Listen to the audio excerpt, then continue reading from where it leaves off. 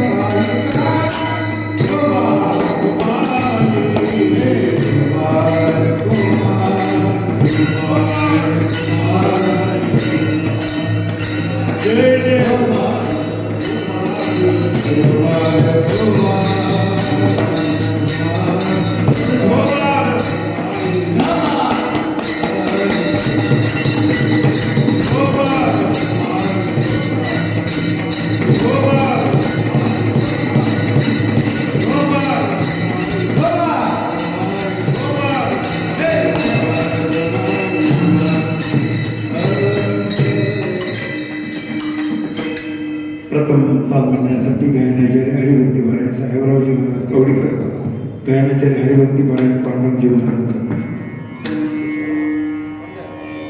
सागरजी महाराज गायनाचार्य हरिभक्ती महाराज सागरजी महाराज या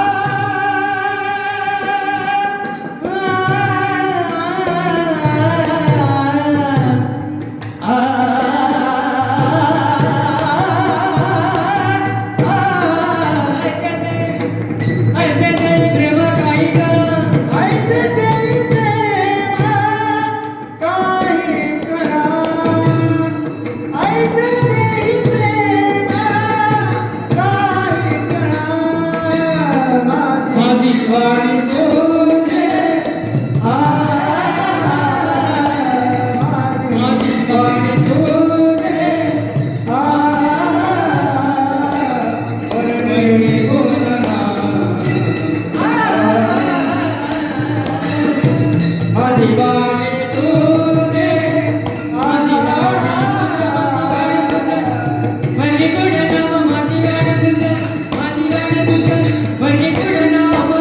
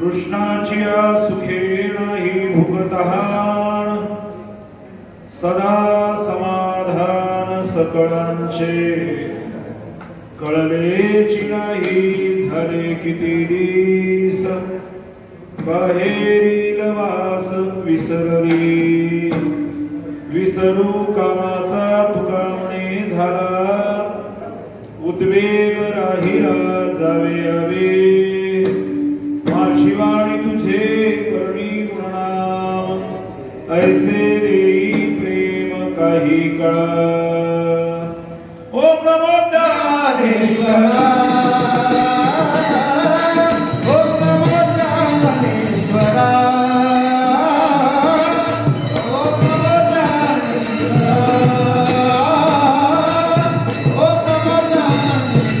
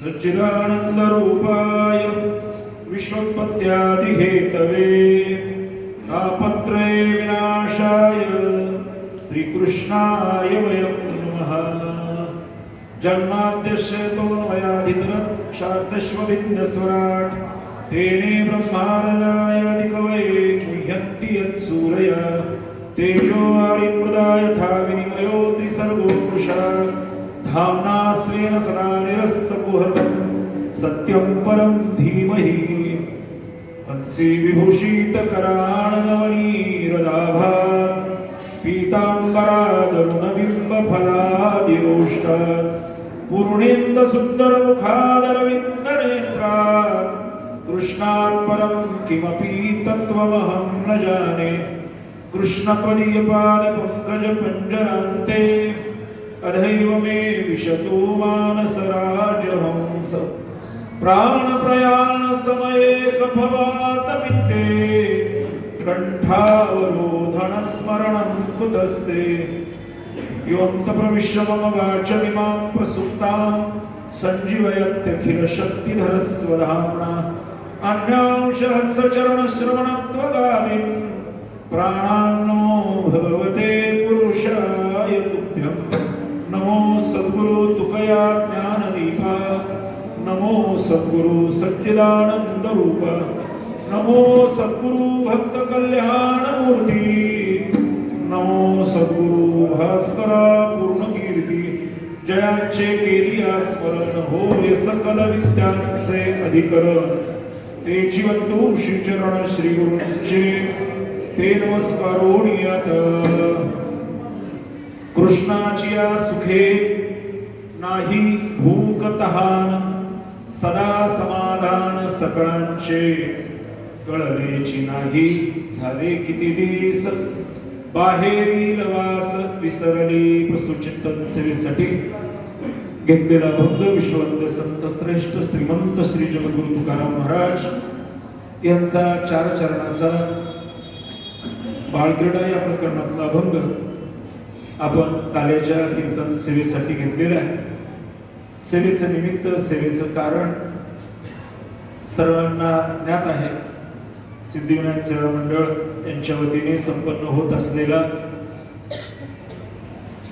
श्री क्षेत्र वृंदावन धाम भगवंताच्या लीलांनी भगवंतांच्या वास्तव्याने पुणित असलेली ही पुण्यभूमी, ही आल्हाददायक भूमी, ही चैतन्यदायी भूमी राधाराणींच्या पावन दरबारामध्ये गेली 7 दिवस आपण कृष्ण परमात्म्याच्या चरित्राच्या कथेचा आनंद लुटत आहोत.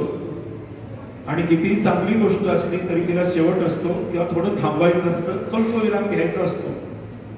आणि म्हणून 4 महिन्याचा चातुर्मास असो, 1 महिन्याचं एखादं मासिक व्रत असो, 15 दिवसांचा असो, नाही तर सप्ताह असो, 1.5 दिवसाचा कार्यक्रम असो, वारकरी संप्रदायाचा एक दंडक आहे आपल्या महात्म्यांनी दिलेल्या की त्या सोहळ्याची सांगता काल्याच्या कीर्तनाने करायची. आणि काल्याच्या कीर्तनामध्ये दुसरा कुठला विषय घ्यायचा नाही, कालच कोणता विषय घ्यायचा ते झालं. चरित्र ते उच्चारावे केले देवे गोकुळी. गोकुळामध्ये भगवंतांनी जे चरित्र केलं त्याचा उच्चार करायचा, त्याचं चिंतन करायचं. या भूमिकेने कीर्तनकारही बांधलेला असतो आणि श्रोतेही बांधलेले असतात. असो, बॅगा भरून आपण तयार आहोत. आणि आता भेटी लागी पंढरीनाथा, जीवाला वेळी तळमळ व्यथा. हे येताना होतं, आता जाताना जातो माघारी. म्हणा, जातो माघारी पंढरीनाथा, तुझे दर्शन झाले आता. ही जशी पंढरीहून निघताना घालमेल असते, तसाच देवाचा निरोप घ्यायचा आणि निघायचं. आता तसं पाहिलं तर संसार हे आपलं सासर आहे आणि वृंदावन पाहिलं तर आपलं हे माहेर आहे.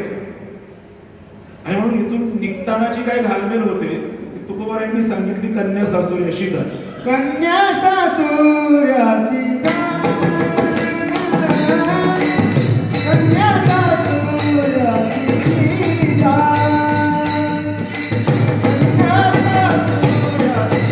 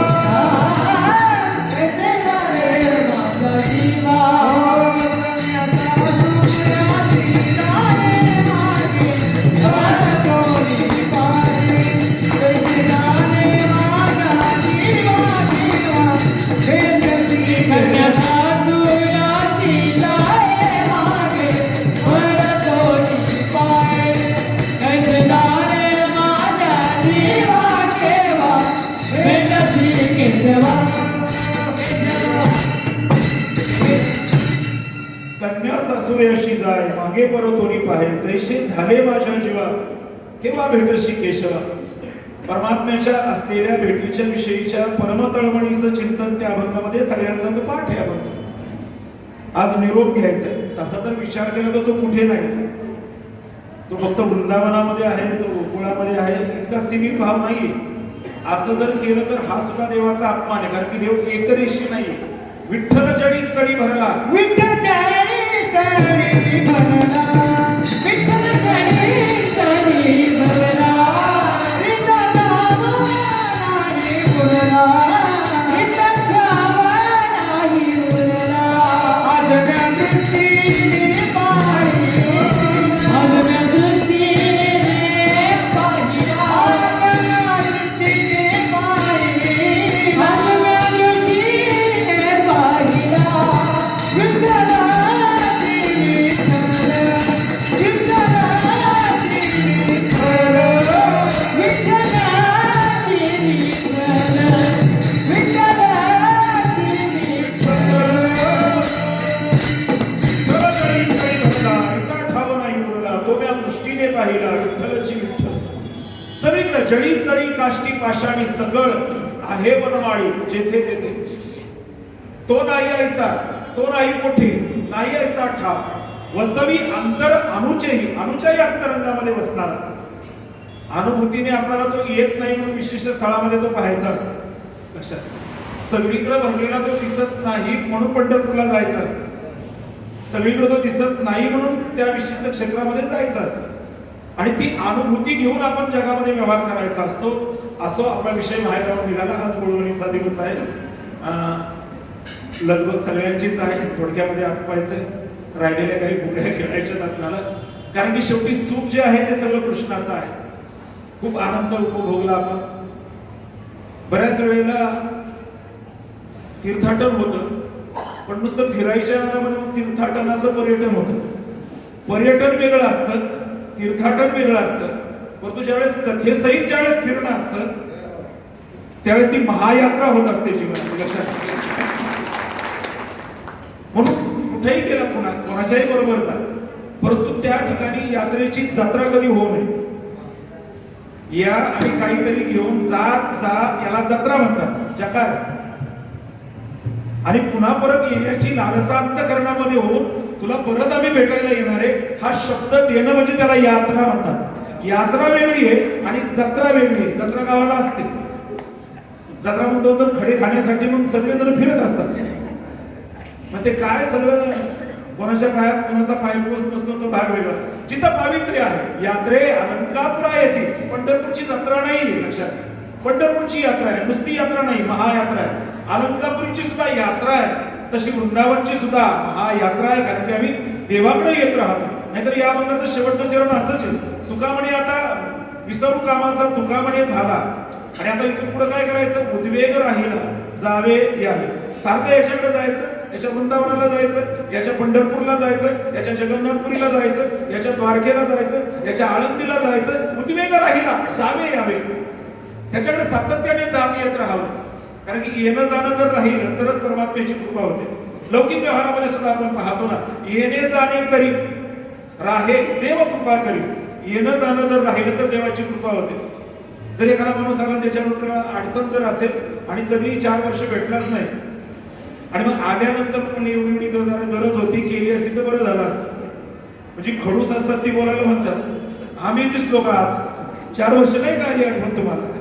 ठीक आहे, बोलू नये तर भाग वेगळा, पण काहीच्या बोलण्याला धारमेळ नसतो. बरी आठवण आली आमची 4 वर्षांनी. नाही ना कधी ते समोरून गेलात तर तुम्ही बोलला नाही. हे जसं लौकिक व्यवहारामध्ये असतं तसं परमात्म्याकडे सुद्धा जाणं येणं राहिल्यावरती त्याच्याशी अनुबंध निर्माण होतो. आणि अनुबंधातून निर्माण झालेलं जे प्रेम आहे त्याला खऱ्या अर्थाने कृष्ण सुख म्हटलेलं आहे. तुकाराम महाराज केवळ याच जन्मामध्ये त्याची सेवेदारी होते असं नाही, मित्राकरिता होतो पायी सवेची लंका घेतली ती वानर गोवळ गाई सवे सारत हिंडत असो मनोनी भिन्न भेद नाही देवा मा एक नाही झालो नाही काही एक एका निराळे. कळते ना काय काय झालं, मोठी प्रमाणात संदेश झाला. तुकोबारायांचे शब्द आहेत, मराठीत भाषा आहे, सोपी आहे.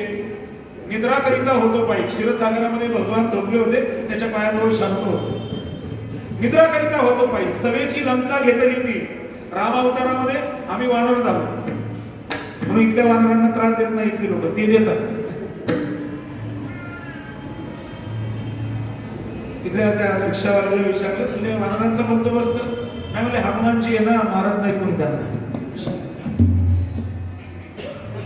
आणि कृष्णाने वानराला लोणी खूप खायला लागली. आईकडून लोणी घ्यायचं, लोणीची परत घ्यायची आणि सगळे लोणीचे गोळे वानरांना द्यायचे. यशोदामाई म्हणायची अरे जीवाला खात जा, वानरांना काय देतो. त्यावेळेस प्रभूचं वाक्य होतं राम अवतारात काहीच देता आलं नाही ना यांना, आता कृष्ण अवतारात देत राहतो. कृष्ण अवतारामध्ये कशाबद्दल मी बोलतोय सांगण्याचा समग्र भाव अशा सवेची लंका घेतली ती वानर गोवळ गाई सवे चारत हिंडत असो. कृष्ण अवतारामध्ये त्याचे गोवणी झालं. मनोनी भिन्न भेद नाही, कृष्णात आणि आमच्यात भेदच नाही. झालो नाही काही एक एका निराळे, एकमेकापासून आम्ही वेगळे झालोच नाही का, कारण की फार जुन्या काळाचा ऋणानुबंध आहे. जुनाट जुगारीचे नाणे हेच असं आहे. जे जे झाले अवतार तुका त्यांचे बरोबर, आणि म्हणून घेईन मी जन्म याचसाठी देवा तुझी चरण सेवा साधावया. नामदेव महाराज तर काय कोण बोलतात, फार सुंदर विधान आहे नामदेव रायांचं. नामदेव महाराज बोलतात तेव्हा श्वान करी तरी उच्चिष्टाचे निमिसे तुझे द्वारी वसे ऐसे करी. तेव्हा पुत्र्याचा जन्म दिला तरी चालेल, पुत्र्याचा जन्म खालचा आहे फार काय चांगला नाही. पुत्रा ही शिवी गबे पुत्रे वगैरे असं बोलतात. पुत्रा ही शिवी आहे, पुत्री ही शिवी आहे म्हणतात. पण तुकोबाराय म्हणतात, नामदेव महाराज म्हणतात तुकाराम महाराजांची भाषा तीच आहे. श्वान करी तरी उच्चिष्टाचे निमिसे तुझे द्वारी वसे ऐसे करी. तुमच्या दारीचा पुतरा नका मोकलू दातारा. संबंध कसा साधला जातोय त्याबद्दल बोलतोय. तेव्हा पुत्र्याचा जन्म द्या, पण कुठलं पण भटकं पुत्र नको, तुमच्या दारातला असा. वृक्ष करी तरी मंडप मेघाचे निमिसे तुझे द्वारी वसे ऐसे करी. झाड करी तरी तुळशीचे निमिसे तुझे द्वारी वसे ऐसे करी. पुढे शिळा करी तरी रंगसेवेचे निमिषे, पाषाण तरी करी रंगसेवेचे निमिषे तुझे द्वारी वसे ऐसे करी. नामा म्हणे तुझे कीर्तनाचे निमिषे तुझे द्वारी वसे ऐसे करी. तुझ्या कीर्तनाच्या निमित्ताने का होईना पण तुझ्या दारात मला कर देवा. सांगण्याचा समग्र भाव अशा स्वरूपाचा की संत महात्मे त्याच्या इतक्या सेवेची अपेक्षा करतात, इतक्या सेवेचा अनुबंध ते निर्माण करतात. आपणही सेवेच्या माध्यमातून देवाशी संबंध जोडावा आणि त्याच्याशी एकदा संबंध जोडला, त्याचं सुख एकदा अनुभूतीला आलं की मग ते अनिर्वचनीय असतं. लक्षात घ्या. येतो वाचा निवर्तन्ते, येतो वाचा निवर्तन्ते. पुढे येतो वाचा निवर्तन्ते, वाणी थांबली जाते, मन तिथं थांबलं जातं. मन वाचा तिथं तुझे स्वरूप म्हणून या मापे भक्ती केली, भक्तीची या मापे मोजित मनासहित पुरडली वाचा. हा मराठी रूपांतर मनासहित पुरडली वाचा, ठाव न पवता तयाचा, त्याचा ठाव त्याच्या सुखाचा लागत नाही. अशा स्वरूपाच्या कृष्णाच्या संगतीने मिळालेल्या सुखाचं सुंदर स्वरूपाचं दिग्दर्शन या अभंगामध्ये खरं माझ्या मनामध्ये येता येता 3 अभंग नांदत होते. येदशे चरित्र घ्यावं तर कोणी एक भुलनी नारी, नारी 70% घ्यावं. आणि यांना सांगितलं म्हणजे कोणी एक भुलनी नारी घेतो, त्यामुळे ते बेसावध राहील. पण ज्यांची कथा आज इथं झाली, संपन्न झाली, ते भागवताचार्य आपले सगळ्यांचे प्रेममूर्ती संतोषजी महाराज वायगुडे यांचा हा आवडीचा अभंग आहे. आणि खरंच आपल्याला कृष्णाचं सुख मिळालेलं आहे. त्याने आपल्याला जवळ घेतलेलं आहे. काही वेळा त्याने झिडकारलेलं आहे. झिडकारलं म्हणजे थोडं झिडकारलं, त्याचं 2 दिवस जरा थोडं कमी जास्त होत होतं भोजनाचं. आणि मग नंतर लक्षात आलं की अरे कृष्णाला नैवेद्यच नव्हतं, गडबड. सुख झाली त्याला तपुलं. आणि मग तो नैवेद्य दररोज गेल्यानंतर मग आता काही कमी त्याला लागतं असं नाही. तुम्ही माझ्यासाठी आला तर मलाच जर विसरला तर मग मी तुम्हाला सुख कसं देईल असा भाग. अख्खं जग त्याला खाऊ घालतं, नाही तो अख्ख्या जगाला खाऊ घालतो. पोषितो जगाशी एकला होतो. देवाला गरज कशाची नसते, पण आपल्या अंतःकरणामध्ये कृतज्ञता बुद्धी असावी, उच्च बुद्धी असावी. लाखो नाही कोट्यवधी लोक त्याला नैवेद्य दाखवतात, मग आपल्या नैवेद्यामध्ये तो काय उपाशी राहिला. पण आपल्या केंद्रस्थानी, आपल्या केंद्रस्थानी परमात्माच असावा, आपली परमात्मा सम्मुख असणारी वृत्ती असावी, अशा स्वरूपाचा भाव.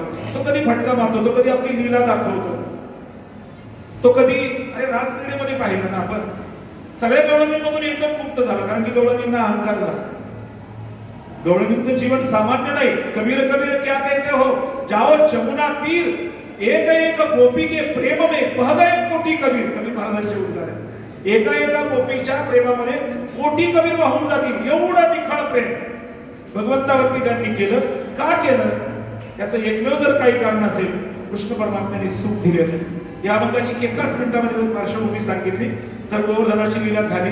गोवर्धन उंचला इंद्राचं गर्वहरण करण्यासाठी आणि 7 दिवस त्या पर्वताच्या खाली प्रदक्षिणा काही परिक्रमा झालेली आहे गोवर्धनाची. गोवर्धन आपल्याला लीला माहिती आहे. 7 दिवस पाऊस पडत होता, देवानी करुणी लावलेली होती, बाकीच्यांनी काठ्या लावलेल्या होत्या. 7 दिवस हे नेमके काय खात होते, काय होतं नेमकं? पण बाहेर तर जाता येत नव्हतं, बाहेर काही आणता येत नव्हतं. बरोबर जे नेहरे ते पाऊसच इतका प्रचंड सुरू झाला होता. पर्वत ज्यावेळेस उंचला त्यावेळेस सगळे फक्त आपल्या आश्रयास्थानी गेले, जवळ काहीच नव्हतं.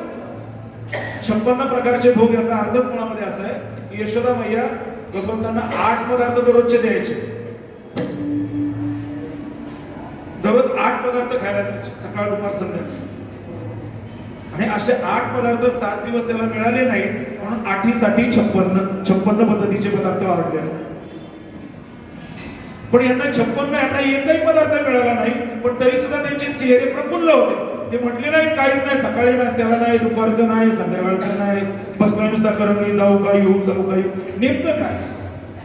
बरं, ज्यावेळेस खाली पर्वत ठेवला त्यावेळेस मग इंद्राने विचारलं की मला एक शंका आहे, तुम्ही 7 दिवस खाली थांबलात, गायी वस्त्रासहित थांबलात, लहान मुलाबाळासहित थांबलात, वृद्ध माणसं होती, तरुण होती, सगळी होती, स्त्रिया होते, पुरुष, अख्खं गोकुळ त्या वृंदावनात खाली होतं. तुमचा आश्रय झाला, पावसापासून तुमचं रक्षण झालं, पण अन्न पाण्याची सोय काय होती? त्यावेळेस गोपींनी इंद्राला सांगितलं. अन्न पाण्याचं काय विचारतो? अरे कृष्णाचं एवढं सुख मिळालं की आम्हाला भूकही लागली नाही, तहानही लागली नाही. अभंगाचं पहिलं चरण. कृष्णाची सुखे भूक नाही तहान, कृष्णाची सुखे भूक नाही तहान, नाही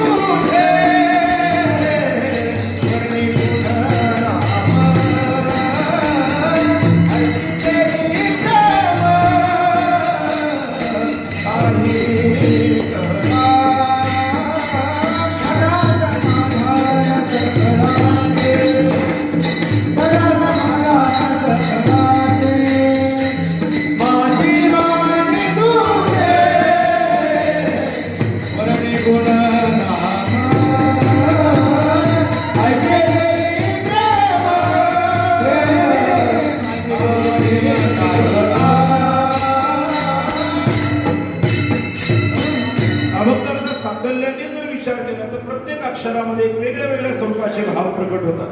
सुख कोणाचं आहे तर कृष्णाचं आहे.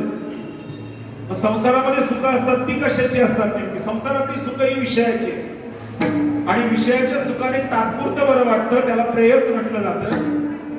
आणि कृष्णाच्या सुखाने थोडं सुरुवातीला कुरकुर होते, पण कायम स्वरूपाचा आनंद होतो, त्याला श्रेयस म्हटलं जातं. विषयाचं सुख आहे ते प्रेयस. प्रेयस या शब्दाचा अर्थ खायला बरं वाटतं, भोगायला बरं वाटतं ते प्रेयस. पण परिणाम जर पाहिला तर वाईट असतो. आणि श्रेयसाचं मात्र वेगळं असतं की जरा उपभोगताना म्हणा किंवा ते मिळवताना थोडा त्रास होतो, पण त्याचा परिणाम अत्यंत सुंदर असतो. लोक व्यवहारामध्ये जर बोलायचं म्हटलं तर डायबिटीस वाल्याला जिलेबी खायला बरं वाटतं, पण 250ची 350 450 जर झाली की मग सगळं फाउंडेशन हलायला लागतं. त्यावेळेस कळतं की जिलेबीचा परिणाम काय येते ना लक्षात. विषय भोगताना बरं वाटतं, पण त्याचे परिणाम वाईट असतात, त्याला प्रेयस म्हटलं जातं. संसारातल्या सगळ्या गोष्टी या प्रेयस असतात, लक्षात घ्या. विषयाचे समसुख नाही असं नाही. वेगळाची भाऊली ज्ञानोबा शब्द आहेत. काय माऊलींचं 16व्या वर्षाचं चिंतन आहे, किती समजून सांगा मला माऊलींनी. विषयाचं समसुख, वेगळाची भाऊली, आभ्राची सावली जाईल नाही. आकाशामध्ये आलेलं आभाळ, आकाशामध्ये आलेले ढग. आणि काही म्हणले ढग आले तर आता मांडव नको. म्हणले का? नाही म्हणजे ढग आले की सावली पडली, कशाला मांडवाला खर्च करायचा 50,000? अरे सावली आली गेली तेव्हा सांगता येत नाही. तसं विषयाच्या सुखाची पण भूमिका ती अशी येतं क्षणिक आणि निघून जातं. पण परमार्थाचं असं सुख आहे, अविनाश सुख जे आहे, जे कधीही नाश पावत नाही, अशा स्वरूपाचं जे सुख आहे त्याला कृष्ण सुख म्हटलं जातं. एक जनार्दनी गाता हरीचे नाम, निमानी इंद्रिय विषय विसरणी काम, निमानी इंद्रिय विषय विसरणी काम, निमानी इंद्रिय विषय विसरणी काम.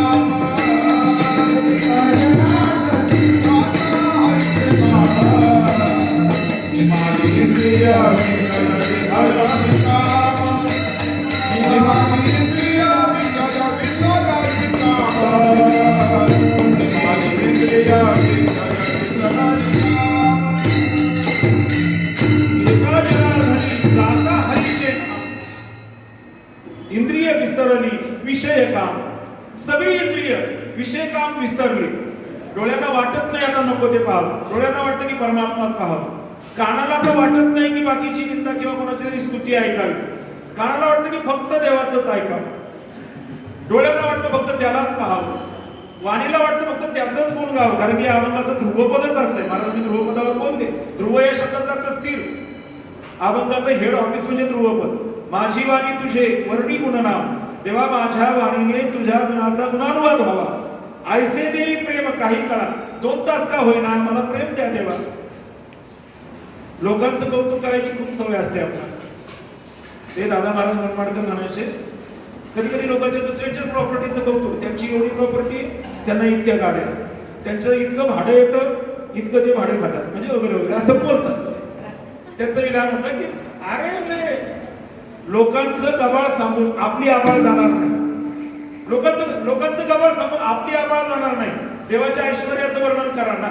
षडगुण ऐश्वर्य संपन्न एक भगवंताची जाण, त्याच्या द्वारकेचं वर्णन करा, त्याच्या मधुरेचं वर्णन करा, त्याच्या गोकुळाचं वर्णन करा, अनंत पद्धतीने त्याचं वर्णन करता येतं. असं महाराजांनी प्रमाण दिलं की सगळी इंद्रिय विषय काम विसरली, सगळी इंद्रिय देवाच्याच बद्दल ती सेवा करू लागली. अशा स्वरूपाचा असलेला भाव कृष्णाच्या सुखाने निर्माण होतो. मुळामध्ये मी कृष्ण या शब्दाकडून निघतो. कृष्ण या शब्दाचाच मुळामध्ये अर्थ आहे, खूप व्यापक स्वरूपाचं ते विधान आहे किंवा नाम आहे. कर्षती आकर्षती किती कृष्ण हा, जो खेचून घेतो. त्या क्रूला खरं असा आकडा आहे, असा हुक आहे. हुक, त्या हुकात जे अडकले ना, जे गळाला लागले त्याच्या ते लागले, आणि मग नको ते बाकीच्या संसाराच्या गळाला लागले त्यांचा नाशच आहे. पण कृष्ण नावाचा असा जो गळ आहे त्या गळाला आपण लागलो. जो कर्षती, जो खेचून घेतो, जो आकर्षती, जो सगळ्यांना खेचून घेतो. पांडुरंग कांती दिव्य तेज झळकती, रत्नकिळ फाकती प्रभा, अगणित लावण्य तेज पुंजाळले, नवर नवे तेची शोभा, वेधी आणि कास ऐसा जयांगी कस, सगळ्यांना तो खेचून घेणार म्हणून कृष्ण. बरं, ते कृष्णाचं सुख म्हणजे परमात्म्याचं सुख. संसाराचं सुख आहे विषयाचं सुख आहे, मग अशी बोलून गेलो, विषयाचे समसुख वेगळाची भावनी, संसाराच्या सुखाची असणारी भूमिका मुळामध्ये ती फक्त नावाला आहे. संसारी सुखाची कहाणी ऐकेल कवनाचे श्रवणी, जैसे पुढे काय सुख अंतरुणी इंगळाच्या अंतरुणावरती जशी झोप येत नाही, एकनाच्या बाजे सुखाची कल्पना मूर्खत्व वचना येऊ आहे. आणि म्हणून संसारात जर सुख असलं तर कशाला सोडून आलो असतो आपण. काहीतरी याच्यापेक्षा अद्भुत पाहिजे, काहीतरी याच्यापेक्षा वेगळं पाहिजे, त्याचा शोध घेण्यासाठी आपण आलो. आणि तो गवळणींना, तो गोपांना, तो पंतांना 5200 वर्ष झाली कृष्ण अवतार होत याच भूमीमध्ये. 5200 वर्षाचा इतिहास. निरीवनातली ती झाडं 5200 वर्षापूर्वीची, इथलं असलेलं गोकुळ 5200 वर्षापूर्वीच आहे. आणि चैतन्य महाराजांचं विधान होतं, गेले कृष्ण येण्याआधीच ठरलेलं होतं यमुनेने कुठं अवतार घ्यायचा. गोवर्धनाने अगोदरच आलेले, कारण की ते स्वागतासाठी आलेले अगोदरच. लक्षात, तुकाराम महाराज येण्याच्या अगोदरच भंडारा स्वागतासाठी तयार होता. छत्रपती येण्याच्याच अगोदर रायगड तयार होता. लक्षात, का त्यांच्यासाठी ते आलेले होते, त्यांच्यासाठी ते आलेले होते. परमात्मा येणारे म्हणून मंडळी अगोदरच तयार होती. पण सांगण्याचा भाग अशा स्वरूपाचा की यांना कृष्णाचं सुख अनुभवायचं होतं. चराचराला आता काकडा जाणार आहे आपण उद्या सर्वात. चराचर मोहरणे तुझी मूर्ती पाहावया, काकडा आरती माझ्या कृष्ण सभागिया. सजीवही त्याच्याकडे आकर्षित होतात, निर्जीवही त्याच्याकडे आकर्षित होतात. अशा त्याच्या सुखाची असणारी महिमा अद्भुत स्वरूपाची गोपींनी आणि गोपांनी दिलेला हा इंद्राला पर्याय आहे की कृष्णाची या सुखे. आम्हाला भूकही नाही, ताण नाही, शारीरिक भूक आणि शारीरिक ताण नाही. तर भुकेला बुभुक्षा म्हटलं जातं आणि कृष्णाला तहानेला तृष्णा म्हटलं जातं. आता निश्चिंतीने पावलो विसावा, कुंडली या धावा तृष्णेची. गोपांना सुद्धा सांगताना कधी कधी बोलतात ना भगवान, गोपाळ सारखीच कृष्णाच्या मागे कृष्णाच्या मागे. मग ते म्हणले, अरे मला एकट्याला कधीतरी सोडा ना तुम्ही. नाही नाही म्हणले, देवाला म्हणत नाही तुला आम्ही सोडणार नाही, तुला आम्ही सोडणार नाही. अरे म्हणले माझ्या बरोबर तुम्हाला काय मिळतं नेमकं. गोवळ्यांनी उत्तर दिलं होतं, तेव्हा तुझ्या संगतीने आमची निश्चिंती झाली. तुझी ये संगती झाली आमोजी, झाली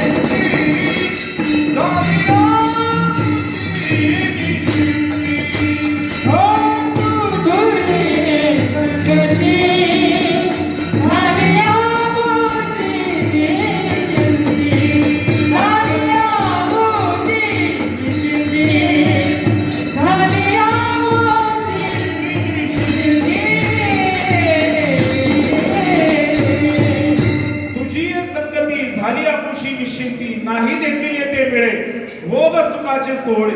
तेव्हा तुझ्या संगतीमध्ये जे लोकांना पाहायला मिळालं नाही ते सगळं आम्हाला पाहायला मिळालं, सगळं आम्हाला खायला मिळालं. अरे म्हणजे तुमच्या घरी नाही का? म्हणजे आमच्या घरी आहे, घरी ताकाचे सरोवर. तेव्हा घरी भरपूर आहे, पण ताक या शब्दाचा अर्थ काय? जे टाकून दिलं जातं त्याला म्हणतात ताक. सगळं सार काढून घ्यायचं आणि राहिलेलं ते ताक. पण ताक लोक पहिले विकत नव्हते. नका घालू दूध जयामध्ये सार, ताकाचे ते उद्गार तरी करा. कशाबद्दल मी बोलतोय? ज्याच्यातलं सगळं निखळ काढून घेतलं जातं, जे खाली राहतं त्याला ताक म्हणतात. ताक या शब्दाचा अर्थ टाक. संसारामध्ये तसं काहीच नसतं. पण आजकाल गंमत अशी की ताकाला सुद्धा रेट आलेला आहे, ताकाला सुद्धा भाव आला. 20 रुपये ग्लास आहे, पण मसाला ताक अमुक ताक त्याची किंमत अजून जास्त आहे. मी हे सगळं कशाबद्दल बोलतोय की जे सगळं अत्यंत निरस आहे, जे अत्यंत रसहीन आहे त्याला संसार म्हटला जातो. आणि जे अत्यंत रसयुक्त आहे, रसय वैसा असं भगवंताचं वर्णन केलं जातं. या सगळ्या सुखाच्या भूमिका देवा तुझ्याकडे मिळाल्या. कारण की मुळामध्ये कृष्ण सगळ्यांना सुख देतात.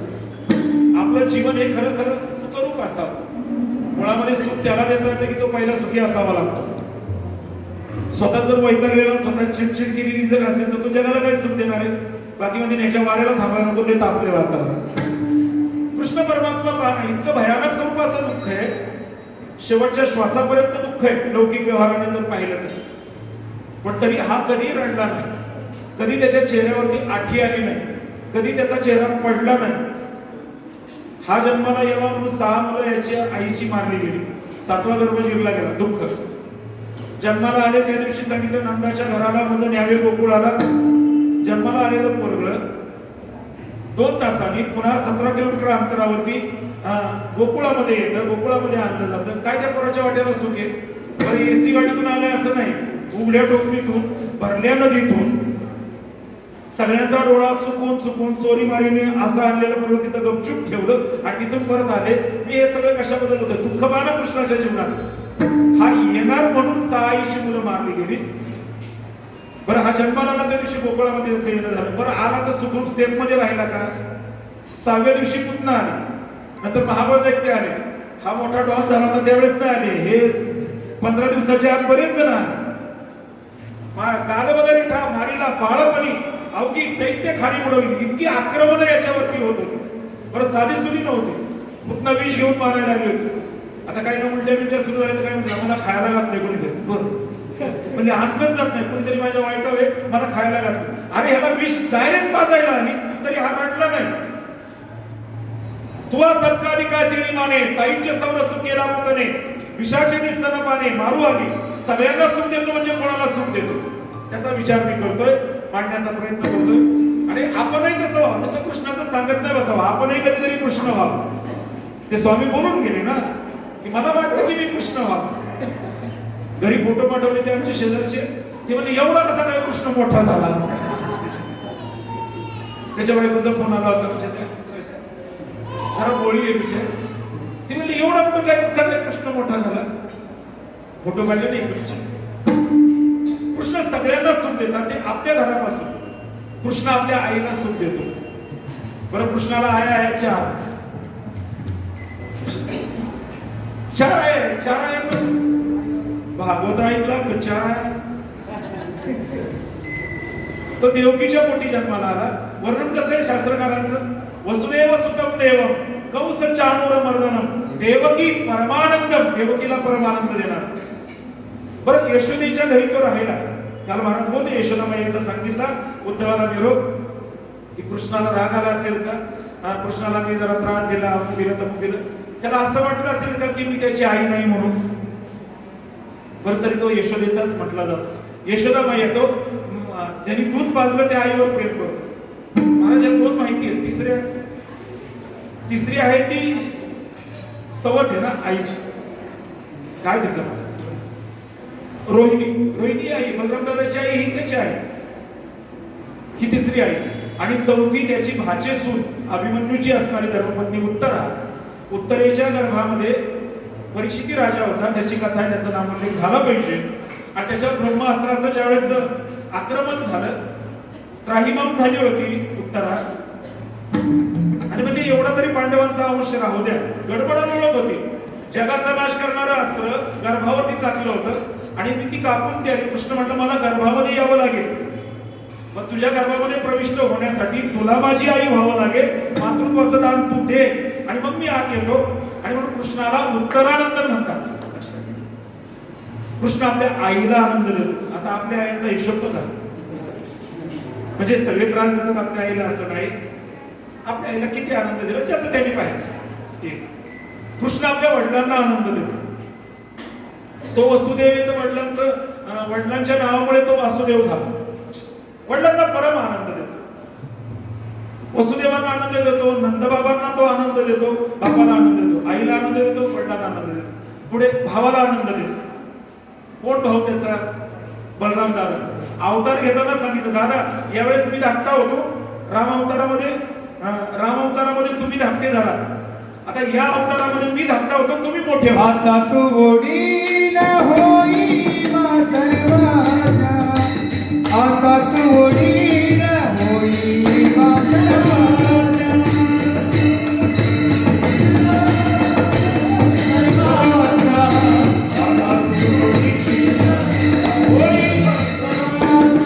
आता तू वडील होई मा,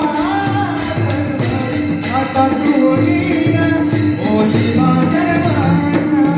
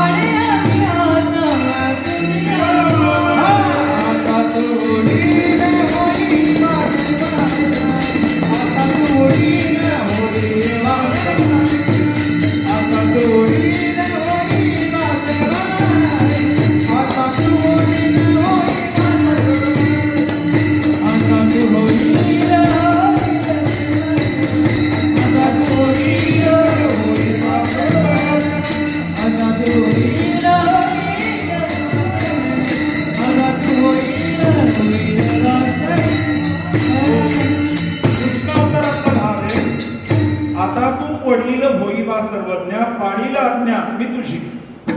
दादा तुम्ही सांगायचं मी ऐकायचं. कोण भावाचं ऐकतंय आता? ऐकतच नाही मी म्हणत नाही. अवघड आहे लक्षात. बलरामदादांचा शब्द पडू दिला नाही लक्षात. बरं भाऊ असा की ज्यांचे शिष्य आहेत कृष्ण परमात्म्याचे शिष्य आहेत पांडव आणि पांडवांचे विरोधी आहे दुर्योधन. ते दुर्योधनाचे गुरु. आपण ज्या धर्माच्या स्थापनेसाठी आलेलो आहोत अधर्माच्या बाजूने आपला भाऊ उभा आहे पण तरी सुद्धा त्या भावाची आज्ञेचं उल्लंघन करत नाही देव. काय बंधू प्रेम असतं ते कृष्ण आपण शिकावं. भावाला आनंद देणारा. बरं बहिणीला सुभद्रा बहीण आहे बहिणीला आनंद देतो. सुभद्रा म्हणते दादा माझा नवरा तो मला पसंत नाहीये. म्हणजे तुला कोण पसंत आहे? म्हणजे अर्जुन. म्हणजे मी ठीक आहे तुला पसंत आहे ना अर्जुन मग तू अर्जुनाला पळवून ने. मी मुद्दाम वाक्य वापरतो आहेत ना जागे. अर्जुनाने सुभद्रा नाही पळवून नेली. सुभद्रेला सांगितलं तू अर्जुनाला पळवून ने. भावाचा विरोध सहन केलेला आहे पण वेगळ्या पद्धतीने आणि आपल्या बहिणीची इच्छा तृप्त केलेली. मला त्याच्याबरोबर नांदणं शक्यच नाही. मी त्याच्याबरोबर कशाला जन्म काढू? हे सगळं माहिती असताना माझा थोरला भाऊ केवळ आग्रह खातर मला तो देतोय. मला नाही त्याच्याशी लग्न करायचं. मला अर्जुनाबरोबर. मग तुला आवडतो ना आणि तुला जो आवडतो तो माझा नुसता भक्त आहे असं नाही. अत्यंत चांगला सत्पुरुष आहे सज्जन आहे. सगळं असलेलं शुचित्व पावनता बुद्धी ज्ञान वैराग्य ऐश्वर्य या सगळ्या गुणांनी युक्त आहे. बहिणीला आनंद देणार. बरं सख्या बहिणीला नाही मानलेल्या बहिणीलाही आनंद देतो. मानलेली बहीण त्याची द्रौपदी. त्याच्या मानलेल्या बहिणीने पोटाची करंगळी तुटली किंवा करंगळी तुटली त्यावेळेस भरजरीत शालू फाडून दिला. या उपकारातून उतराई होण्यासाठी वस्त्र हरणाच्या वेळेस वस्त्र हरणे वस्त्रे कैशी झाली माऊली. देवाने साड्या नाही पुरवल्या साड्यांचाच अंबर अवतार धारण केला. बहिणीवर प्रेम करणार भावावर प्रेम करणार आईवर प्रेम करणार अजून वडिलांवर प्रेम करणार. बरं झालं. अजून चुलत्यांवर प्रेम करणार. 9 चुलते आहेत देवाला. चुलत्यांवरती प्रेम करणार गायीवर प्रेम करणार वासरांवर प्रेम करणार गोवर्धनावर प्रेम करणार नदीवर प्रेम करणार. ही नदी रडत होती. प्रदूषण प्रचंड झालं. कालिया तिच्यामध्ये घुसला आणि त्या कालियाचं निर्धारण करून या नदीला तो शांत करणार. त्यांनी कुणाला सुख दिलं नाही. त्यांनी अख्ख्या जगाला सुख दिलं. 5000 वर्षापूर्वी नाही तो अजूनही सुखच देत राहील. लक्षात घ्या. यावत चंद्र किंवा करो तो सुखच देत राहतो. तो सुखच देत राहतो. तो सुखदाता.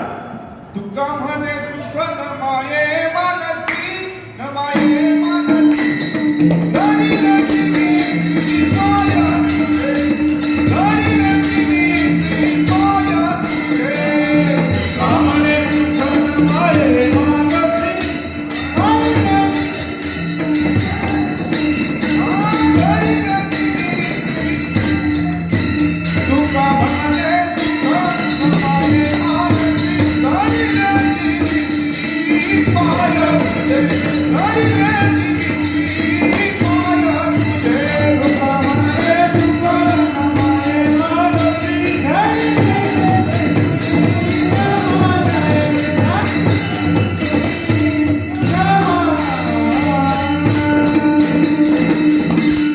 तुका म्हणे सुख नमाये मानसी मनामध्ये ते सुख मावत नाही. एवढं अद्भुत सुख परमात्म्याने दिलं. कृष्णाच्या सुखे नाही भुकता. तो कोणाकोणाला ज्याला ज्याला स्पर्श करेल त्याला त्याला सुख देतो. संपली वेळ आपली. एवढंच बोलायचं कीर्तनात थांबायचं. अजून कोणाला सुख देतो. खूप मोठी सुखाची आहे. असं खरं उलट विचारलं पाहिजे. त्यांनी कोणाला सुख दिलं नाही. त्यांनी शत्रूलाही सुख दिलं. आणि खरंच सुख द्यायचं असतं ते पत्नीला द्यायचं असतं. बरं त्याला एक बायका नाही ना 16,108 बायका आहेत. काल झाला इतिहास गायला महाराज 16,100 आई वडील स्वीकारायला तयार नव्हते. तमाशाच्या स्टाईलने विनाकारण आपण त्याला 16,108 काहीतरी टिंगल करतो कृष्णाच्या. एकाही पत्नीच्या ते पाठीमागे लागले नाही. रुक्मिणी आई साहेबांनी सांगितलं तू जर माझ्याशी लग्न केलं नाही तर मी 100 नाही 1000 जन्म कुमारिका राहील. तू यावं आणि मला घेऊन जा. त्या 8 जणींनी तपश्चर्या केलेली आहे लाखो वर्षांची. त्या अष्टदा प्रकृती आहेत परमात्म्याच्या.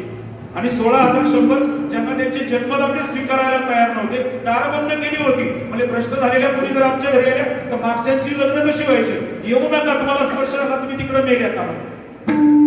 आजही तीच अवस्था आहे, लक्षात घ्या समाज जीवनामध्ये. अशा असलेल्या स्त्रियांना केवळ फक्त स्वतःचं नाव लावतो असं नाही, 16,100 स्वतंत्र महाल निर्माण करून देतो आणि सगळ्यांना समानतेने सुख देतो. आपल्या पत्नीला सुख देणारा, आपल्या मुलांना सुख देणारा, आपल्या साम्राज्याला सुख देणारा, समग्र विश्वाला सुख देणारा हा कृष्ण आहे. आणि म्हणून सांगण्याचा भाग अशा स्वरूपाचा, आपलाही संसार सुखाचा व्हावा म्हणून कृष्ण चरित्राकडे आपण पाहावं. एकी शिकेट नांदताना बरोबर होत नाही, तर त्यांनी 16,000 शब्द कशा काय केले असतील, कसा काय त्यांच्याशी व्यवहार केला असेल. एकदा नारद आले होते ना, नारद संन्यासी, नारद ब्रह्मचारी, त्याच्या संसार पाहून त्याला मोह झाला नारदांना. आणि नारदांनी एक दिवस हळूच कानामध्ये म्हटलं, देवा एवढ्या मला तुझा संसार पाहिल्यानंतर असं वाटतं की विनाकारण संन्यासी झालो, परत असं वाटतं की प्रपंच करावा. म्हणले करा की, कुठे हरकत आहे, त्यामुळे आता वय झालंय, कोण देणार आपल्याला पोरगी. मग तुझं मत काय, तुला 16,108 आहेत ना, बघा की एखादं जर कर्कश असेल तर कर्कश, ज्यांच्याकडे तुमचं लक्ष नाही ते एखादं देऊन टाका. नाही म्हणजे घ्या की, एक काय दोन काय किती घ्या, फक्त एकच अट आहे आपली, सगळ्या महालामध्ये जा, मी जिथं नसेल, मी जिथं नसेल ती घेऊन जा. अर्थ त्याचा काय फार गोड आहे. नारद सगळ्या घरी जातात, कुठेतरी तो गप्पा मारत बसतो, कुठेतरी मुलांचा अभ्यास घेतो, कुठेतरी पाहुण्यांशी बोलत असतो, कुठेतरी भाजी मिसळत असतो, कुठेतरी पूजा पाठ त्याचे चाललेले असतात. सगळ्या घरामध्ये तो बसलेला. भाव कशाच्या बद्दल आहे की त्याने कोणाला तुमच्यावर उपकार केले. मी एका फार जवळच्या म्हणजे जवळचा मित्र आहे आमचा, बारामतीचा, आणि त्या मित्राचा मित्र तो आमचा मित्र आहे. त्याने एका अपंग मुलीबरोबर लग्न केलं. तो खूप चांगला मित्र, म्हणजे हेल्दी आहे सगळं. पण गेलं की समजू आपण आहे ना, तिला कोण करत नव्हतं, आपण केलं तिला. पण ती इतकी फक्त रडायचीच राहते पूर्ण. काय म्हणलं, चांगले शिकूनही करतात, आपण अशी समाजसेवा केली, तिच्या शिकून करत नव्हतं, मी केली. पण तिच्या समोर सांगतो, ती फक्त बिचारी रडायची राहते. असले उपकार 50 वेळा टिमकी वाजून काय सांगायची गरज आहे. तो कधी म्हणला नाही, यांना कोणीच विचारत नव्हतं तेव्हा मी विचारलं, असं कधी बोलला. हे कृष्ण सुख आहे, हे कृष्ण सुख आहे. आणि केवळ नुसता पतीच झाला असं नाही, त्यांना ब्रह्मज्ञानाचा बोध करून परिपूर्ण त्यांनी जीवन त्यांना भाल केलेलं आहे. असं कृष्णाचं सुख सगळा सदा समाधान, सगळ्यांचं तो समाधान करतो. अरे रणांगणावरती ज्यावेळेस अर्जुन दिग्मूढ होतो त्यावेळेस गीता सांगून त्याचं समाधान करतो. उद्धव ज्ञानी आहे पण प्रेमी नाही. तो प्रेम कसं मिळावं म्हणून तो गोपींकडे पाठवतो, त्याला प्रेमी बनवतो. खरं कोणीतरी व्हॉट्सअपला पाठवलं तो छान, काय असतं कृष्ण, कोण आहे नेमका कृष्ण. अरे ज्याच्याकडे सुदर्शन असून सुद्धा ज्याने विशेष कोणावर ते चालवलं नाही, मुरलीचाच आधार घेतला, त्याला कृष्ण म्हणतात. कोणाचाही कधी निपात करू शकतो एवढं सामर्थ्य असताना भर सभेमध्ये 100 शिव्या ऐकण्याची सहनशक्ती ज्याची होती त्याला कृष्ण म्हणतात. त्याला कृष्ण म्हणतात. ज्याच्या पाठीमागं सगळे इंद्रचंद्र महेंद्र लागतात, पण हा कृष्ण मात्र गायींच्या पाठीमागं गोकुळामध्ये राहतो, याला कृष्ण म्हणतात. याला कृष्ण म्हणतात. जो आई वडिलांच्या सेवेसाठी समग्र भाव समर्पित करतो त्याला कृष्ण म्हणतात. काय कृष्ण, जो ज्ञानाला प्रेमी बनवतो आणि जो प्रेमाला ज्ञानी बनवतो, अशा स्वरूपाची परमसत्ता ज्या महापुरुषाची आहे त्याला कृष्ण म्हणतात. आणि म्हणून कृष्ण हे उत्तरेमध्ये जन्माला आले, उत्तर हिंदुस्थानामध्ये, आणि दक्षिणेला गुजरात आहे. गुजरातला त्यांनी काय द्वारका स्थापन केली. म्हणून कृष्ण कथा भारतीय संस्कृती जर एक महावस्त्र असेल तर या महावस्त्राचा आडवा धागा म्हणजे कृष्ण कथा आहे. आणि याच उत्तरेमध्ये राम प्रकट झाले आणि ते दक्षिणेपर्यंत गेले, उभा धागा म्हणजे रामकथा आहे. आणि या महावस्त्राचा भोग जर काय असेल तर तो शिवकथा आहे. अशा स्वरूपाच्या असलेल्या उभ्या आडव्या धाग्यांनी निर्माण झालेली ही संस्कृती आहे. अनंत आक्रमण झाली पण अजूनही ही संस्कृती तशीच टिकून आहे. याचं कारण जर काही असेल तर कृष्णाने दिलेलं सुख आहे, रामाने दिलेलं सुख आहे. आणि म्हणून त्या सुखाची चर्चा 7 दिवस आपण केली. आणि ते सुख गोकुळातलं आहे. गोकुळामध्ये हा कृष्ण परमात्मा प्रकट झाला, त्याचं प्राकट्य आपण पाहिलं. सगळ्या लीला जवळजवळ झालेल्या आहेत. गली गलीमध्ये हा गेला आणि गली गलीमध्ये जाऊन त्यांनी धूप मचवली. गली गली गली गली धूम मचावे नंदनका छोकरा गली गली धूम मचावे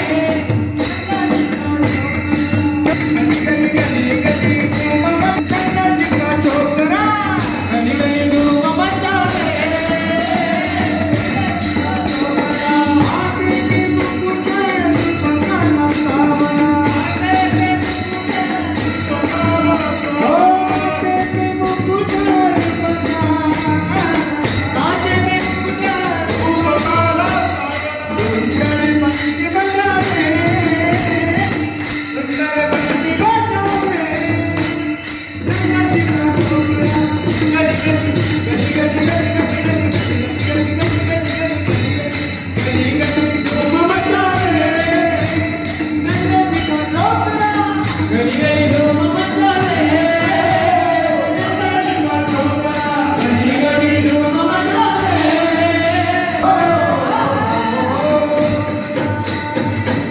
मीराबाईंच्या तिथे गली गली धूम मचावे गली गलीमध्ये विठ्ठल आपल्या गल्ल्या पाय गेले ना इथं ते याच गल्ल्यातून फिरत राहिले याच गल्ल्यामधून सगळ्यांना आनंद दिला माझी वाणी तुझे वर्णी गुण नाम ऐसे देई प्रेम काही काळा कळलेच नाही झाले किती दिवस पण गेले संपले दिवस पडतात दुःखाचे दिवस असतात त्यावेळेस कळत नाही कधी आणि दुःखाचे असतील त्यावेळेस एक दिवस एका वर्षाचा वाटतो कधी दिवस जातील कळत कधी दिवस जातील ते सरता सरत नाही पण आनंदाचे दिवस मात्र कधी गेले कळत नाही कळलेच नाही झाले किती दिवस बाहेरील वास विसरली वार माहिती नाही तारीख माहिती नाही नेमकं आज नेमकं काय झालंय कुठला वार आहे कोणती तिथी आहे, माहिती नाही कळलेच नाही झाले किती दिवस बाहेरील वास विसरले हे का झालं विसरू कामाचा तुका म्हणे झाला उद्वेग राहिला झाले यावे 5-10 मिनिटांमध्ये कथेचा थोडा चरित्राचा भाग झालेलाच आहे फक्त उल्लेख करायचा आहे थांबायचा आहे आपल्याला बंद पाहिजे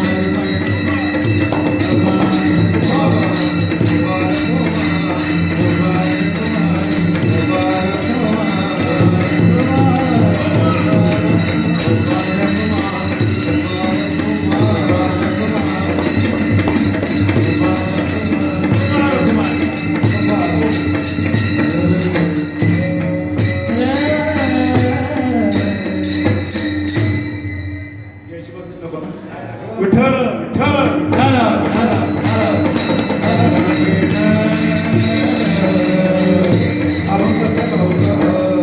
भावता असलेला भावार्थ आपण पाहिला शब्दशः पाहिला 1-2 प्रमाणाचाच थोडा विचार केला परमात्म्याच्या असलेल्या लीलांची ही लीलाभूमी आहे आणि त्या लीलाभूमीमध्ये चरित्रच गावं चरित्रच सांगावं चरित्र काय असतं त्याचं चिंतन करताना कोणी म्हटलं होतं प्रशंसा तो चरित्र की होनी चाहिए चित्र की नाही.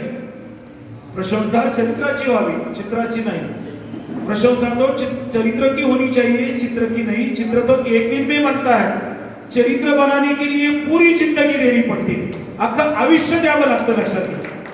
चित्र झालं एका सेकंदात, एक मोबाईलचं एक क्लिक केलं की एका सेकंदात चित्र तयार. फोटोवाल्यांनी फोटो काढला किंवा जुने चित्रकार चित्र काढायचे, फार तर महिन्यामध्ये चित्र तयार व्हायचं. फार जर कलाकृती असेल तर एका दिवसात एका तासात चित्र तयार होतं. पण चरित्र तयार करण्यासाठी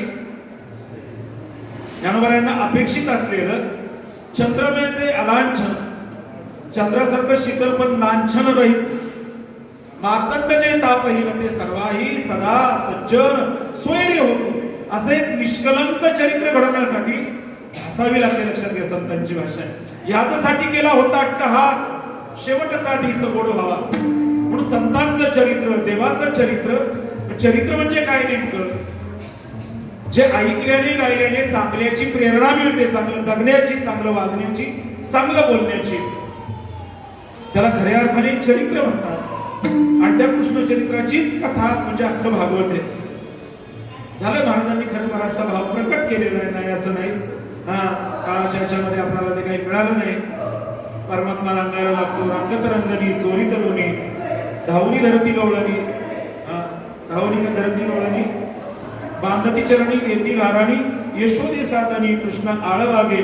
त्यावेळेस न झालेली प्रमाण आपण घेऊ आणि थांबूया, कारण की त्याच्या रांगण्यामध्ये सुद्धा एक लालित्य आहे. कारण की तो रांगतो कसा? तळवे तळवे तळ हात टेकिता, डाव्या गुडघ्याने रांगता. तळवे तळ हात टेकिता, डाव्या गुडघ्याने रांगता.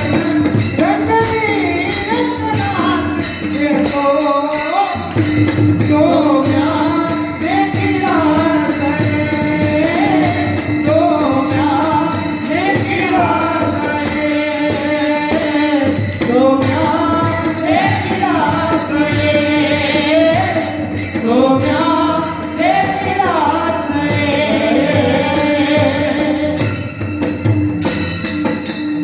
संत सगळा बारकावा तुकोबारायांचे अभंग 100 अभंग आहेत बाळक्रीडेचे. अशी पुस्तक व्यासपीठावरती होतं. 100 अभंग आहेत. बाळक्रीडा म्हणजे तुकोबारायांनी केलेलं भागवतच हे लक्षात घ्या. आपल्या जीवनामध्ये असते ती काळक्रीडा असते, आणि परमात्म्याची आणि संतांची असते ती बाळक्रीडा असते. ज्ञानोबारांची सुद्धा बाळक्रीडा असते. धरोणी सगुण रूप केली क्रीडा, आणि बोलावेला रेडा निगमवाचे. ज्ञानोबारांचं चरित्र देवाची बाळक्रीडा आहे. आपली सगळी काळाची क्रीडा आहे. लक्षात, तळवे तळ हात टेकी, डाव्या गुडघ्याने रागत.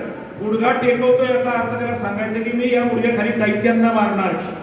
एक गुडघ्यावरती आहे याचा अर्थ मी त्या गुडघ्याखाली भक्तांना घेणारे, रक्षण करणारे. आणि तळवे तळ हात टेकत चाललोय कारण की पृथ्वी अशांत होती, आणि त्या पृथ्वीला थोपटून सांगताय बाई काळजी करू नको, मी आलो. रंगणी रांगत बुलबुला बोलत, रंगणी रांगत बुलबुला बोलत, रंगणी रांगत बुलबुला बोलत, रंगणी रांगत बुलबुला बोलत. आतुरा रुळत चरणकारी, आतुरा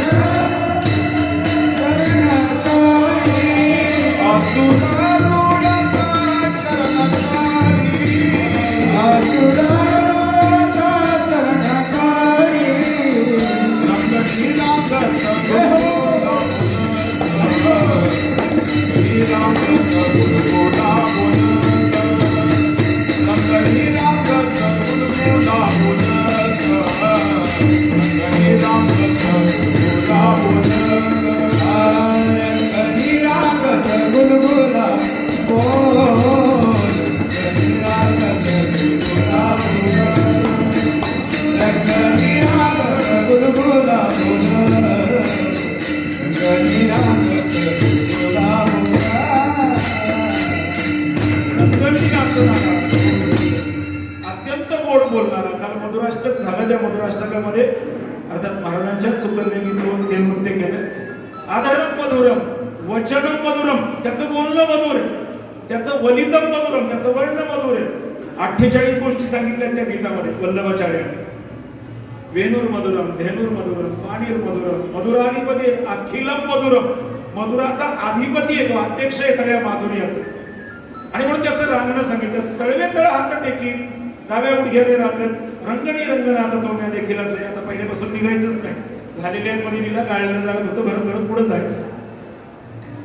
सागर सरांनी म्हणली, सर काही झालं तरी अकराला सोडा. कापुळतीला येऊन म्हणजे आता झाले 11 वाजले, तर 11ला सोडायचं, पुढचा विलंब काय व्हायला नको. असं 5-10 मिनिटांमध्ये थांबू आपण जमलं तर. माझं असंच होतं, बाई तर बसायला काम तर दिसत असं. कुठे विषय आला? हा परमात्मा ज्यावेळेस प्रविष्ट होतो, महाराजांनी वर्णन केलं त्या नंद उत्सवाचं.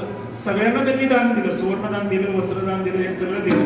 गोकुळामध्ये सगळ्या अनेक लोक आले, अनेकांनी धनसंपदा घेऊन निघाले. धनसंपदा घेऊन निघाले. 7-8 दिवस तो नंद उत्सव चाललेला होता. आणि मग निघताना काय झालं, काहींना कळलं की चला अरे वस्त्रदान चाललंय. मग लोकांनी वस्त्राचे बस्तेच बांधले. कोणाले वस्त्र काय घेतात, चांदीचं वाटप चाललंय, लोक चांदीच्या बाजूला गेले. आम्हाला चांदी काय घेतात, सोन्याचं वाटप चाललंय, लोकांनी सोन्याच्या विटा घेतल्या.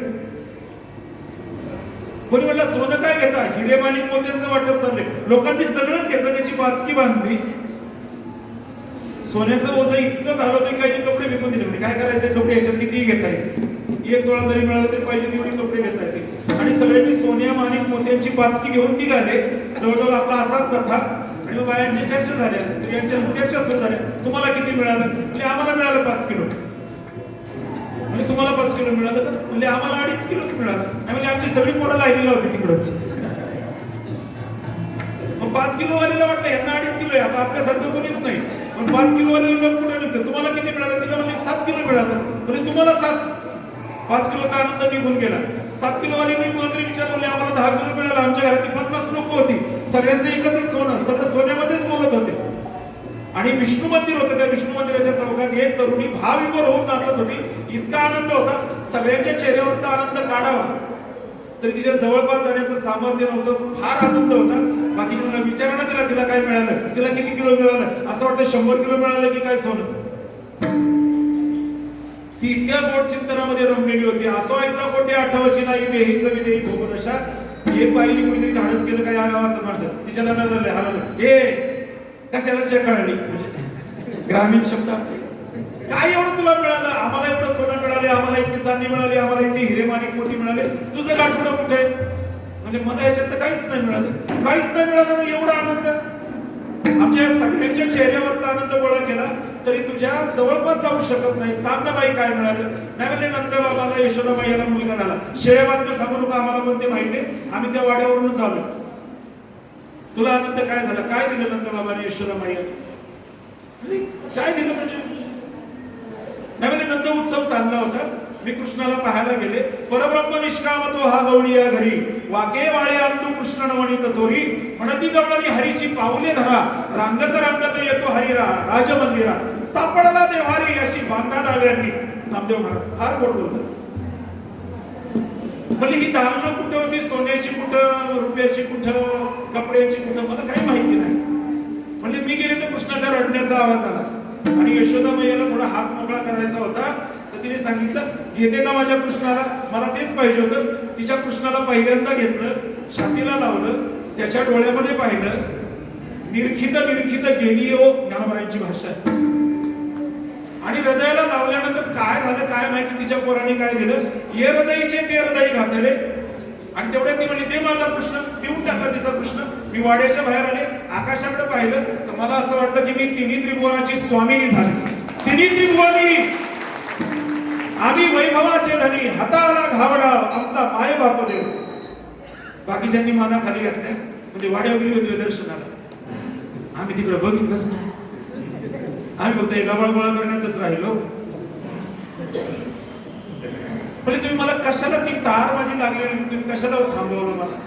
नाही म्हणजे तुझ्या आनंदाचं कारण विचारायचं होतं. मी मुद्दाम ते नाव ठेवले बाजूला. अजून कोण होती ती माहिती आहे?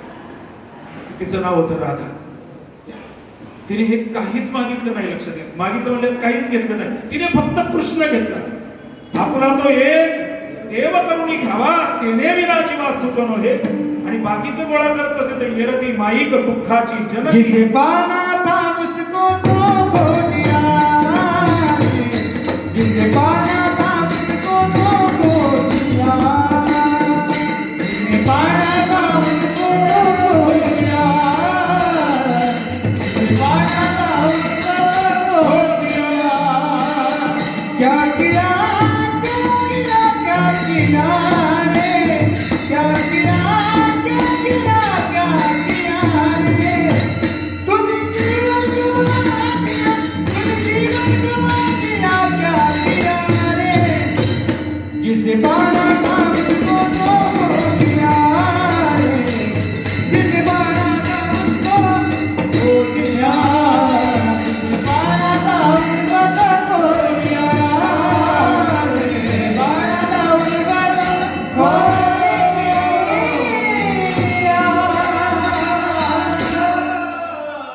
सगळे राधाराणींना शरण गेले म्हणजे तुला जो आनंद मिळतो आम्ही हे सगळं आता फेकून देतो नकोय आम्हाला तुला जे मिळालं ते आम्हाला मिळालं पाहिजे नाही म्हणजे तू द्यायलाच बसलेला आहे म्हणजे काय करायचं म्हणजे त्याला शरण घेऊ आपण हरीला शरण जाऊ हरी शरण हरी शरण हरी शरण हरी शरण हरी शरण हरी शरण हरी शरण हरी शरण हरी शरण हरी शरण हरी शरण हरी शरण हरी शरण हरी शरण हरी शरण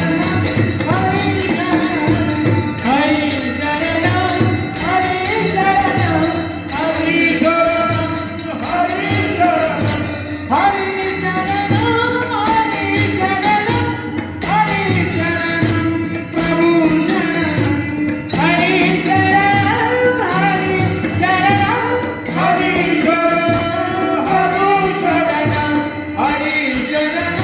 हरी शरण हरी शरण प्रभु शरण हरी शरण हरी शरण हरी शरण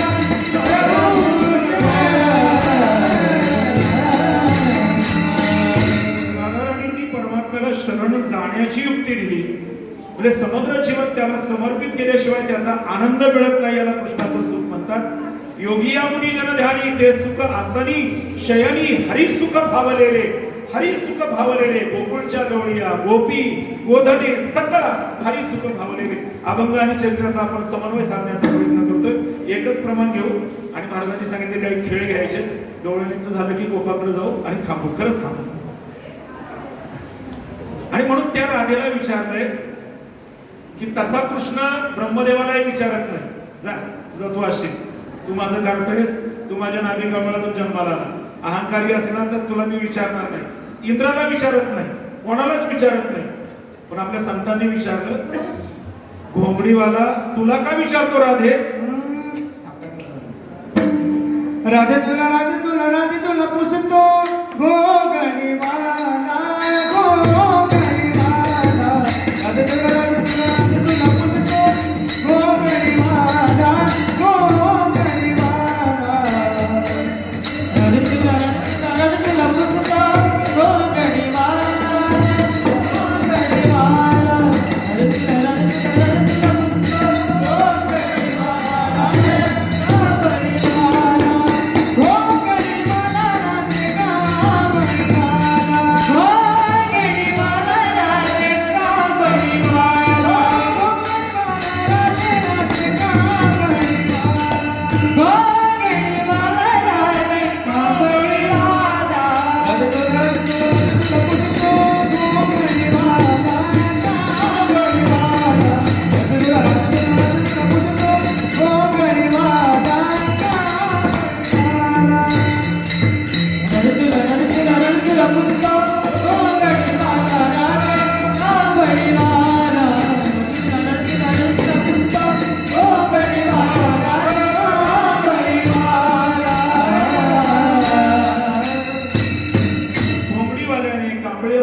विचारण्यासाठी एवढ्या मोठ्या उंचीवर जावं लागतं सर्वस्वाचा त्याग करावा लागतो तुका म्हणे प्राण करा देवाशी अर्पण मग तो होऊन दिशेनं आड घाली सुदर्शन अनंत लीला भगवंतांनी केल्या अष्टदळ काढिले अंगाने महाराजांनी सांगितलं सगळं काय रांगोळीचं महत्व सांगितलं, पण वरी मोठे चक्रपात म्हणजे त्या अष्टदळाच्या रांगोळीवरती तो लघुशंका करायचा, रांगोळी घालून दूध टाकायचं आणि ते पण नवी करून हे करायचं.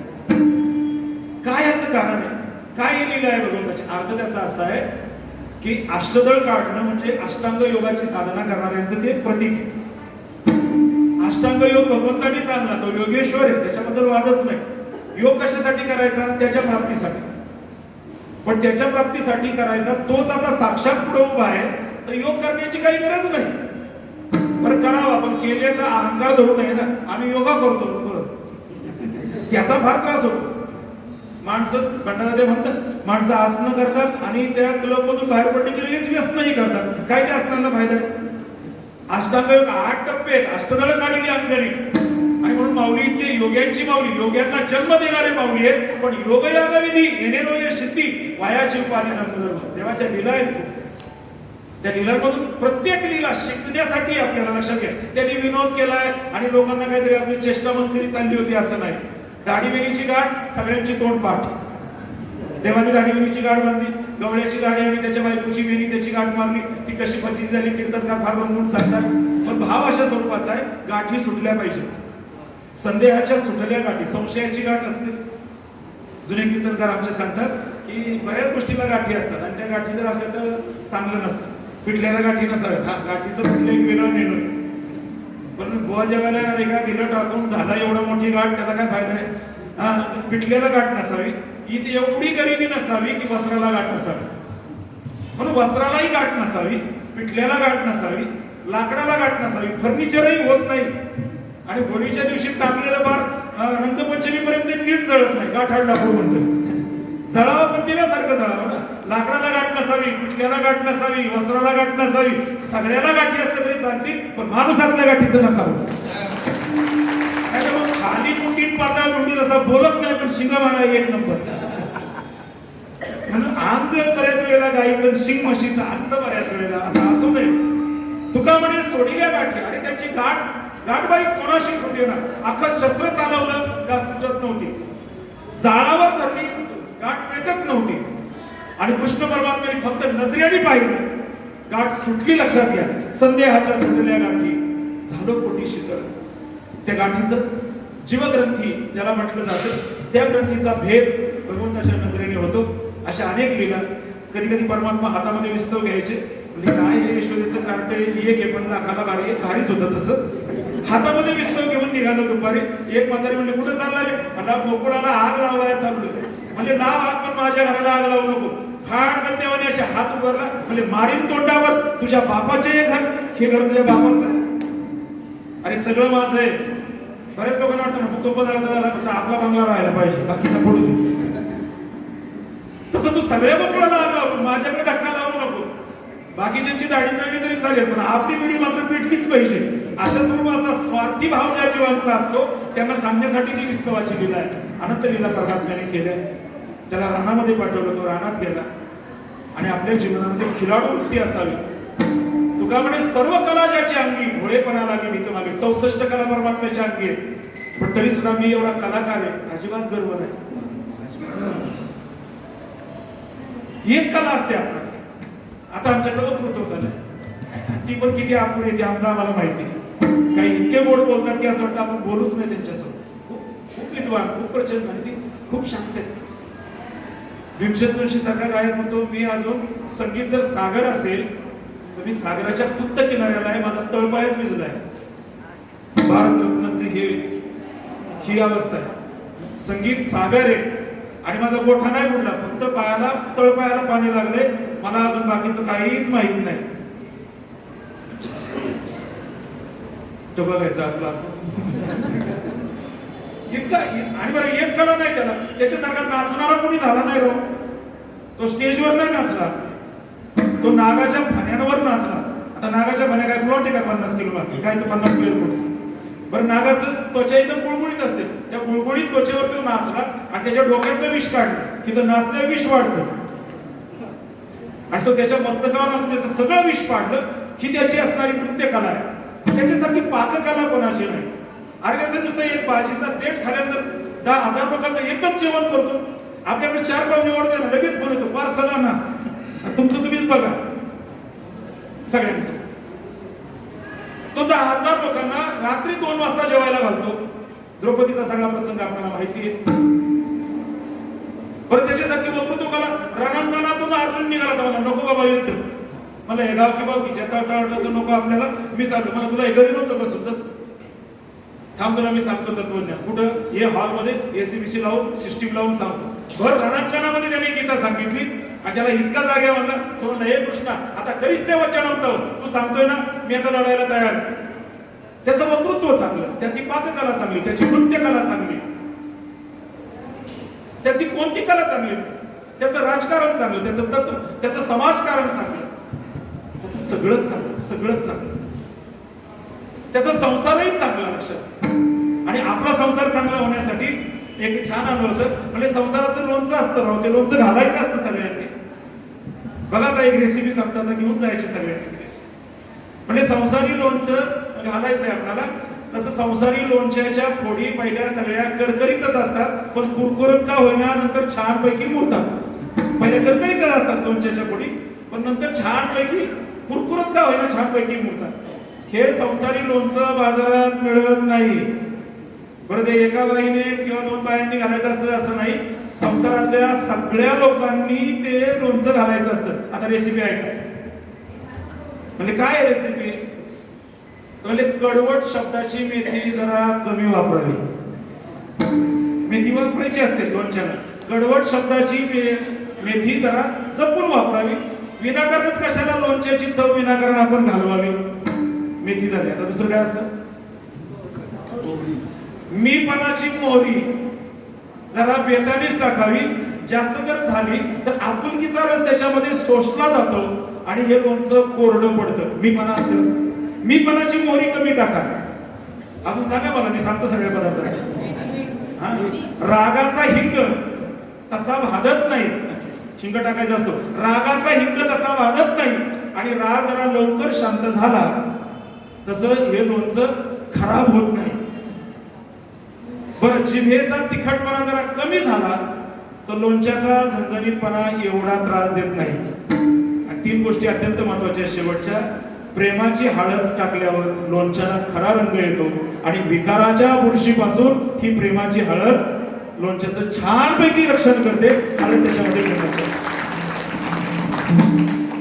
बरं तेलाच्या थराखाली असावं लागतं. समृद्धीच्या तेलाच्या थराखाली हे संसारी लोणचं जर असलं तर त्याला बुरशी लागण्याची शक्यता नसते. आणि शेवटचं अत्यंत महत्वाचं, संसारी लोणचं नासू नये म्हणून फार फार जपावं लागतं आणि सहनशक्तीचं मीठ जरा जास्तच टाकावं लागतं. मग काय लज्जत आहे त्या लोणच्याची आणि काय त्या सगळ्या जेवणाची. संसाराचंच बोलतोय. तो संसार सुखाचा होण्यासाठी कृष्णाच्या संगतीत जावं लागेल. तो संसारही सुखाचा करतो, परमार्थही सुखाचा करतो. आणि तो गोपाळांच्या बरोबर रानात गेल्यानंतर आईचा हीच शिदोरी लोणच्याची असेल, वांग्याचं भरीत असेल, आमच्या महाराजांनी ते सगळं वर्णन केलं. पण नुसती परत खात होते, गायच वळत होते असं नाही, तर जीवनाला पुष्ट करणारी आणि जीवनाच्या सुखदुःखात पाहणारी खेळाडू वृत्ती. Life is a game, play it. जीवन एक खेळ आहे, तो खेळला पाहिजे. आता ही सगळी खेळाची सूत्र मी कॅप्टनकडे देतो. कॅप्टननी ती घ्यायचंय.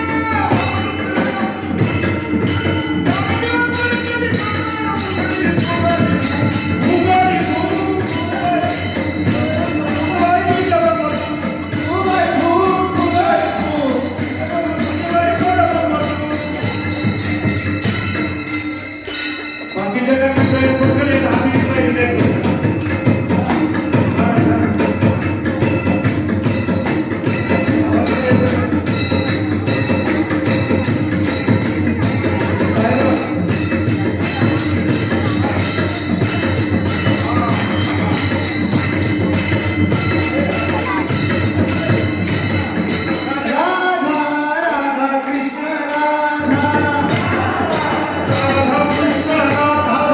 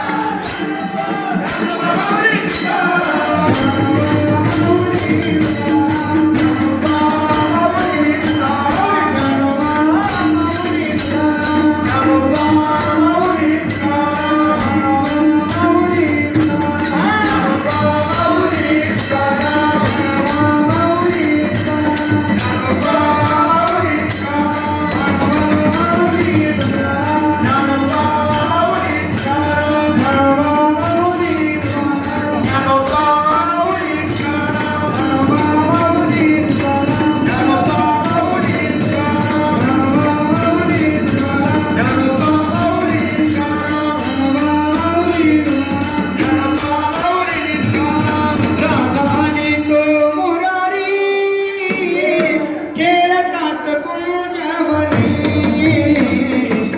ददानी तो मुरारी केले नाथ कुंजवनी हरिबोल मुरारी केले नाथ कुंजवनी ददानी तो मुरारी केले नाथ कुंजवनी हो राधानी तो मुरारी केले नाथ कुंजवनी ददानी तो मुरारी केले नाथ कुंजवनी हरिओ राधानी तो मुरारी केले नाथ कुंजवनी राधानी तो मुरारी केले नाथ कुंजवनी आग गोकुळ तरंग खेळतो हरी राधिके राधा कोण दातू जागरी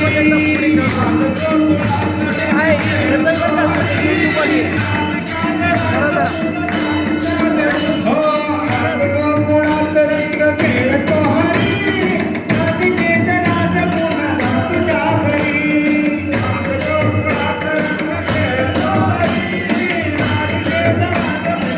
हो उदळीचा ये गुलाल तुझा कविता दिसला उदळीचा ये गुलाल तुला जोगुमती झाली वेडी तुला जोगुमती झाली वेडी पिसी तू येणार उदळीचा ये गुलाल तुझा कविता दिसला उदळीचा ये गुलाल अशी चिकमोत्याची माळ होती गतीच तोडाची चिकमोत्याची माळ होती गतीच तोडाची चिकमोत्याची माळ होती माळ होती गतीच तोडाची असा गणपतीचा गोंडा तोडकी दात बांधला गणपतीचा गोंडा तोडकी दात बांधला हे पाठ